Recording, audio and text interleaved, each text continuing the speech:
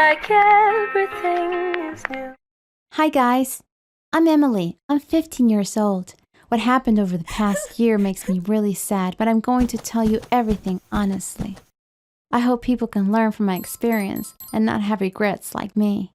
Until 2 years ago, I had the definition of the perfect life. I had all the advantages of being an only child. I was the princess of my family. My parents were trying to give me everything I wanted. Where do I begin? I got my first phone when I was 8. We moved to a new house just because I wanted a bigger room. My dad got a really good job offer in another city, which meant we'd had to move. I didn't want to change schools, so my dad turned down the offer. Like I said, I was a little princess. Everything revolved around me. And that's how I liked it. Unfortunately, I had to learn that all good things come to an end. One day, when I was doing homework, my mom and my dad came into my room. My dad said, "We need to talk to you. We made an important decision." First, I thought it was another job offer. I was just about to start whining when my mom said, "Emily, your dad won't be living with us for a while." I still thought it had something to do with his job. "For how long?" I asked. My mom looked at my dad. He looked away and said, "I think for a very long time. We've decided to get divorced." Divorced? My parents are getting divorced? But they always got along so well. When I looked at my mom anxiously, the first thing I saw were tears rolling down her cheeks and falling to the floor. Were they really getting divorced? Was my dad really not going to live with us anymore? Was he not going to wake me up by caressing my hair?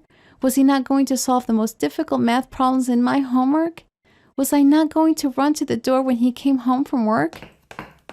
No way. This must have been a bad dream and it was time to wake up. My dad saw the shock on my face and came closer. He held up my face and kissed my forehead. As I felt his warm kiss on my forehead, I realized that it was all real. I was now the child of divorced parents. At first, my dad and I saw each other every Sunday. Those few hours we spent together were enough for me. He picked me up at 10 a.m. First, we'd go and have a nice breakfast and do whatever I wanted. We'd talk nonstop. I would tell him everything that was on my mind, and he would listen to me with such interest.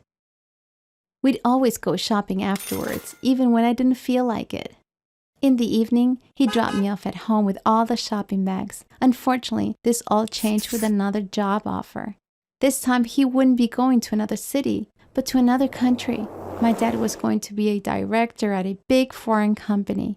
He said, "We'll spend the whole summer together," and kissed me on my forehead. This time, I didn't whine one bit. After all, he no longer lived with us. I was his little princess who lived in another home. That's why I no longer expected him to make decisions about his life according to me. You might wonder, how were things with your mom at the time? Well, she has always been a hard worker. But after the divorce, she went a step further and became a workaholic.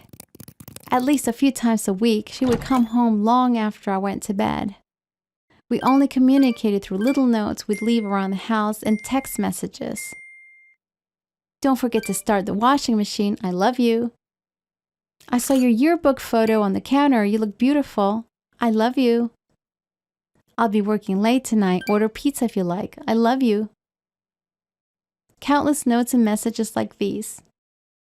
She was working a lot, and I knew that it was her way of dealing with the pain of the divorce. What was my way of dealing with the pain? I didn't have one, at least not yet. Unfortunately, when I did find a way to deal with the pain, it turned my life upside down. At first, everything seemed normal. My daily routine hadn't changed. I had always been a good student. I was still getting up to go to school and focusing on my classes during the day. During breaks, I was hanging out with my best friend Zoe. I thought my life was back to normal, but I couldn't be more wrong. I was now spending a lot of time on something without even being aware of it. Like all my friends at school, I had social media accounts, but I rarely shared anything online. I would check Instagram at least once a day, and that was it.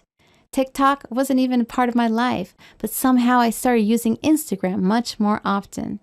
I was constantly checking what people were posting and which posts were getting more likes. At some point, I started posting at least 4 to 5 times a day. In the evenings, I would think about what I could post the next day, take notes, and sometimes even prepare. For example, I would convince Zoe to walk around the city with me after school to find nice graffiti to pose with. Or I would visit a vintage store that I found online. I would try dozens of outfits and take selfies. Of course, I would post all of this on Instagram later. This may not sound odd to you, because there are so many people trying to become popular on social media. But the problem was that I was extremely concerned about my likes. I'm not exaggerating when I say extremely. I really cared about them. Let's say I posted a photo or a video that I felt good about. If it got only 5 likes, I wouldn't be able to sleep that night. I would toss and turn in bed with all kinds of thoughts in my head. I would think that this was all so unfair.